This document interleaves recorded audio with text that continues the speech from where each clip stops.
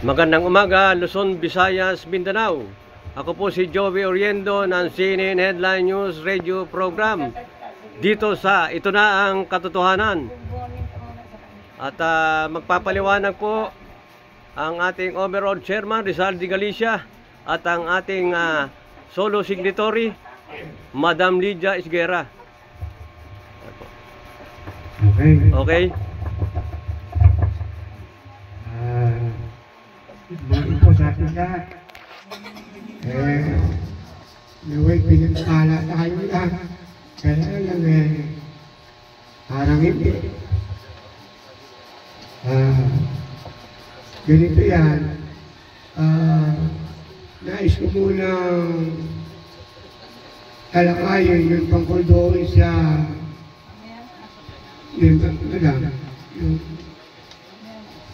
sige. Si Madam Lydia muna magsasalita. At mamaya ako na... Hindi, ipapaliwanag ko, Madam. Tungkol kay Ariel Malaka. Oo, yun na nga. Kaya... Paliwanag mo, Kapresident. Kasi iba naman niya ipapaliwanag ko. Kasi yan ang binabanggit ko kanina. Kasi... Yang... Ito, para maintindihan. Yang si Ariel Malaka, tanggal na yan, matagal na. Para maintindihan nyo, matagal ko na sinabi kay Ma'am Lucian kung bakit hindi tinatanggal. Kung ano-ano mga ipinopost sa group chat nyo ng Muntinlupa. Bakit hindi tinatanggal ni Luz? Yang si Ariel Malaka.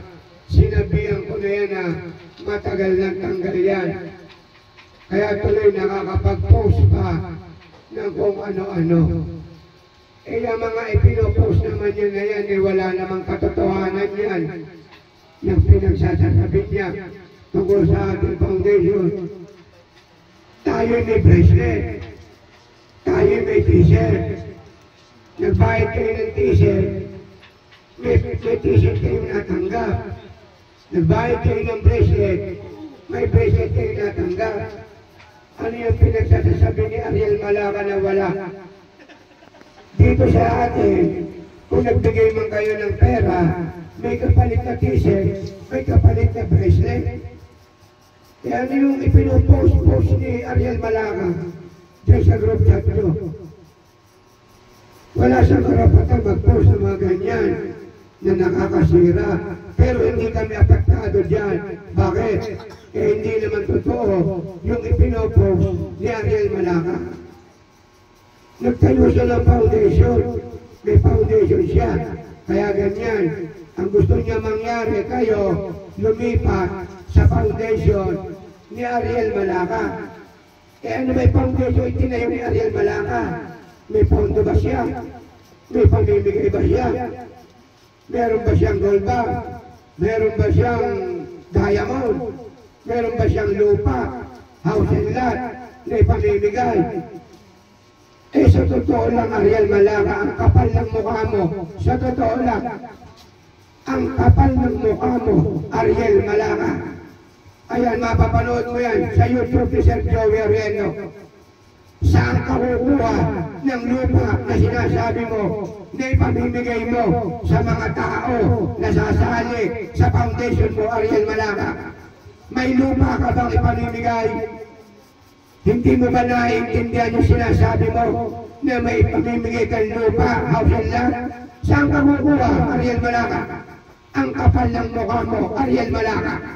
Mapapanood mo yan sa YouTube ni Sir Joey Oriendo. Hindi mo ba naiintindihan yung sinasabi mo na ipamimigay na house and lot, yung lupa? Hindi mo naiintindihan ang nagmamay-ari ng lahat ng kalupaan, Luzon, Visayas, Mindanao, maging sa lahat ng bansa sa buong mundo. Isa lang ang nagmamay-ari. Una, ang Diyos ng kataas-taas na nasa langit. Pangalawa, kay Madam Lydia, ipinamahala, ipinamasiwa ang lahat ng kalupaan. hindi lamang Luzon, Visayas, Mindanao, maging sa lahat ng bansa sa buong mundo, ang kalupaan na tinatawag na yan ay nakapangalan kay Madam Lydia Esguerra. Bakit? Ang owner, ang tinatawag nating sole owner ng mother title o CT-T-01-4 ay si Madam Lydia Esguerra. Saan ka kukuha ni pamimigay mo na pinagluloko mo mga tao na mamimigay kayo ng house and lot? Malaking kalokohan yan. Bago ka mamigay, magbabayad ka muna kay Madam Lydia Esguerra. Ba't magbabayad ka? Ay sabi mo mamimigay ka ng lupa ng house and lot. Magbayad ka muna kay Madam Lydia Esguerra dahil si Madam Lydia Esguerra ang nagmamay-ari ng lahat ng kalupaan. Hindi lamang Luzon, Visayas, Mindanao, maging sa lahat ng bansa sa buong mundo. Baka hindi mo naiintindihan ang ibig sabihin ng mother title o CT-T-01-4. Ang ibig sabihin yan o CT, Original Certificate of Title, T, Title, -01. Ano ibig sabihin yan? 01. Nagmula sa wala. 1. Ang Diyos ng kataas-taasan sa langit. -4. Apat na sulok ng mundo. Hindi apat na sulok ng Pilipinas. Apat na sulok ng mundo. Ang ibig sabihin ng -4. Ano ibig sabihin? Si Madam Lydia ang nagmamay-ari ng lahat ng kalupaan. Kaya kung may reklamo ka, magpunta ka sa Korte Suprema at nang malaman mo kung sino nagmamay-ari ng tinatawag nating 01-4. Madam Lydia Esguerra.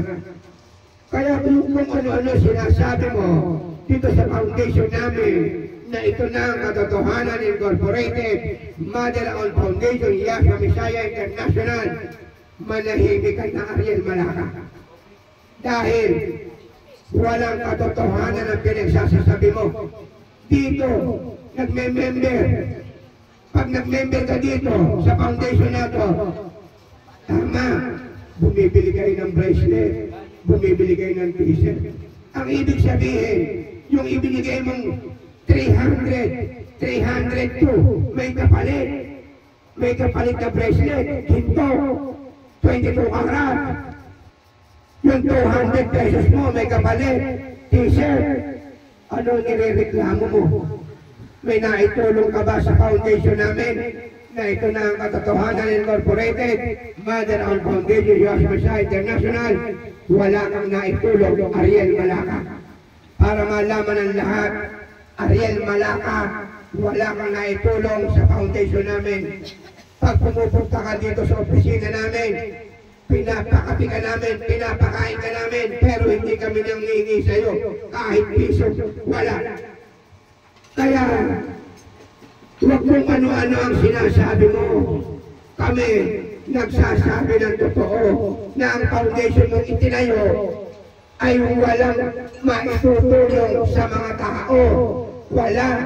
Bakit wala? Ala ka namang gold bar eh. Wala kang gold bar. Wala ka din diamond. Wala kang mga antiques. At lalo't higit, walang pondo ang foundation mo, Ariel Malaca.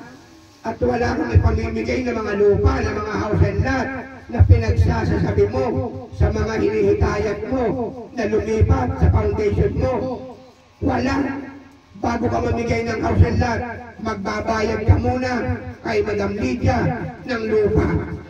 Kaya, sa lahat ng mga makakapanood ng YouTube na ni Sir Joey Oriendo, itong video na to, ngayon nyo maintindihan kung ano ang katotohanan. Kaya nga ang foundation natin ang pangalan, ito na ang Katotohanan Incorporated. Paghahayag ng katotohanan, inihahayag namin ang totoo sa lahat ng tao, hindi lamang Luzon, Visayas, Mindanao, maging sa lahat ng bansa sa buong mundo. Ipinakikita namin na si Madam Lydia Esguerra ay totoo. Ang foundation ng ito na ang katotohanan. Kasi Kasi kung hindi kami totoo, matagal na kaming hinuli. Walang nagrereklamo. Kahit presidente, hindi nagrereklamo sa amin. Samantalang ikaw nagrereklamo ka. Sino ka ba, Ariel Malaka? Para magreklamo, may patago ka ba? Meron ka bang itinulong sa amin? Wala ka na itulong sa amin kahit piso. Wala na. Kung makapaghanap ka sa amin, akala mo, grabe, wagas. Kung makapaghanap ka. Kaya natanggal ka kung ano-ano sinasabi mo. Kaya natanggal ka dito sa foundation namin. Tinanggal ka namin dahil kung ano-ano ang mga sinasabi mo na mga hindi naman totoo, nakakasira sa mga miyembro, sa ibang miyembro, sa ibang officer ng foundation namin. Kaya ka namin tinanggal. Tapos nagtayo ka ng foundation ko ngayon. Ano ang pamamahagi mo? Ano ang pamimigay mo sa mga miyembro na hinihikayat mo? Ano? Sasabihin mo na pamimigay ka ng house and lot? Kalokohan yan. Magbayad ka muna ng lupa kay Madam Lydia para may maipamigay ka. Yan ang tandaan mo, Ariel Malaka. Ubod ka ng sinungaling, Ariel Malaka. Ayan, marami makakapanood ng video na ito. Dito sa video, sa YouTube channel ni Sir Joey Oriendo. Hindi namin palalagpasin yung mga pinagsasabi mo. Dahil nakakasira. Pero hindi kami apektado dyan dahil ala namang katotohanan ang pinagsasabi mo. Mismo mga miyembro ng foundation ang nakakaalam kung sino si Madam Lydia Esguerra. Si Madam Lydia Esguerra ang sole signatory ng Global Money Mother Account. Si Madam Lydia Esguerra ang sole owner ng Mother Title o CTT-01-4. Alam na lahat yan. Kaya yung mga pinagsasabi mo, walang katotohanan yan. Ang ganda-ganda sana ng araw natin. Kaya lang, binabasa ako sa messenger ko tungkol dyan kay Ariel Malaka. Kaya yan hindi ko pinalagpas ngayon. Maganda nga naka-video tayo, mapapanood ng lahat, malalaman ng lahat kung ano ba ang katotohanan. Sinasabi natin na ang lahat ng kalupaan wala nang makukuha na certified true copy sa lahat ng Register of Deeds. Wala. Anong ibig sabihin? Bumalik na ang mga title sa Mother Title. Kanino? Kay Madam Lydia Esguerra. Kung hindi totoo ang sinasabi natin dito, sabi, matagal lang may kumusta sa atin. Matagal na tayong hinuli. Bakit? Ang sinasabi ko, mismo sa LRA, Head Office, Central Office, Main Office, Quezon City, wala nang record. Lahat ng mga titulo, walang record. Kaya kayo kung may mga titulo kayo ng lupa, wala na kayong makukuha na certified true copy. Wala na. Kaya nung pinagsasabi mo, Ariel Malaka, na ikaw ay mamimigay ng house and lot ng lupa, saan ka kukuha? Saan?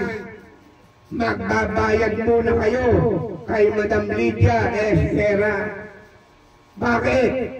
Si Madam Lydia Esguerra nga ang nagmamay-ari sa pisikal na kaanyuan dahil ang may-ari ng lahat ng kalupaan sa buong mundo ay ang Diyos ng kataas-taas sa langit, Diyos na dakilan, Diyos na banal pa ng Jesus. Pero kanino ipinamahala, ipinangasiwa? Kay Madam Lydia Esguerra. Lumalabas sa pisikal na kaanyuan si Madam Lydia ang nagmamay-ari. Kaya yan ay pinaliliwanag natin yan. Paulit-ulit natin sinasabi sa YouTube channel ni Sir Joey Oriendo ang mga bagay na yan para ang mga tao na hindi napanood yung unang video na ito napanood nila, malalaman nila.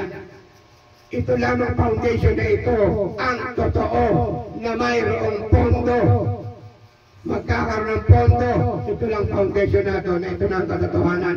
At lahat ng ibang foundation, nilalahat ko na, walang mga pondo yan. Bakit? Ang mga account nila na sinasabi, walang laman. Yung ipopondo nila na account nila, walang laman. Yan ang pinatutunayan natin.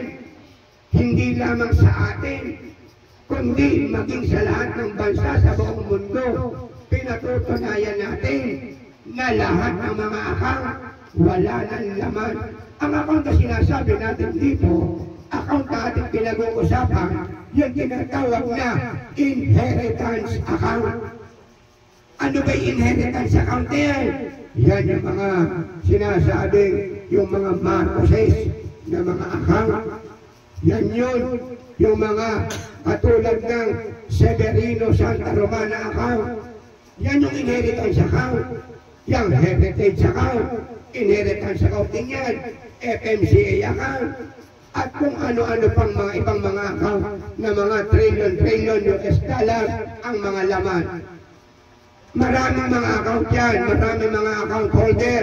Sila ay mga signatory ng kanilang mga account, pero wala ng mga laman, wala na. Kaya yung mga foundation na sinasabi na ang pondo nila ay manggagaling sa account, wala na pong laman yan. Wala na kayong ipinapangako sa mga magiging miyembro nyo at mga dati nyong miyembro.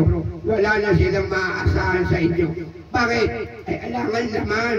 Ngayon, at kung yung mga foundation naman na yan, gagamitin nila na panghihingi.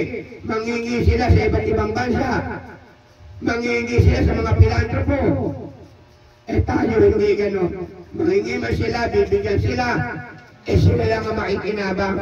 Pero ang mga membro nila, hindi makikinabang. Kasi hiningi lang nila yun eh. Ala naman silang sariling pondo.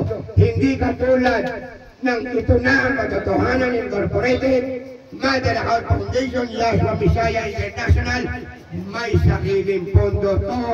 Bagamat hindi pa nabubuksan, pero may sariling pondo. Yan yung pinapaalam natin. Nasaan yung mga pondo na yan ng pera ng Mother Account? Andyan yan sa basement ng land bank, basement 1, basement 2, basement 3. Andyan ang isang tambak, more or less 15,000 container van. Land bank pa lang. Yan yung nakapangalan kay Madam Lydia Esquera.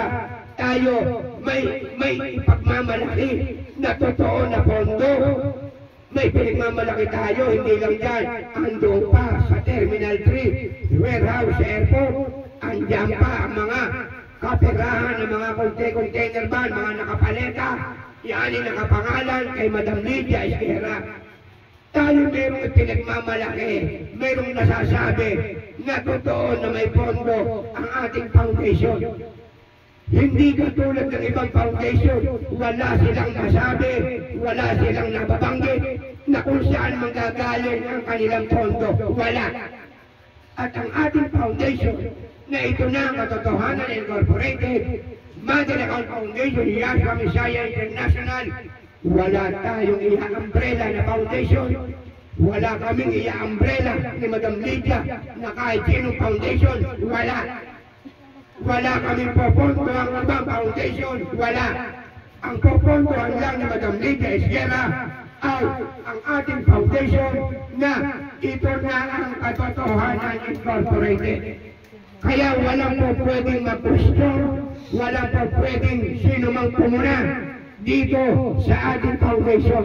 Dahil ito ay totoo. Totoo lahat ang sinasabi natin dito. Ang Madam Lydia Esquera, sole signatory ng Global Money Mother Account, sole owner ng Mother Title o City Tita 01-4. Malino po yan. Kaya sa ating lahat, maging ang mga kaperahan na kay Madam Lydia Esquera, unlimited na pera, walang katapsang pera, ang nakapangalan kay Madam Lydia Esquera. At maging sa kalupaan, wala kayong maibubutas dahil ang lahat ng kalupaan ay pag-aari ni Madam Lydia Esquera. Sa kasalukuyan kay Madam Lydia Esquera yan. Bakit?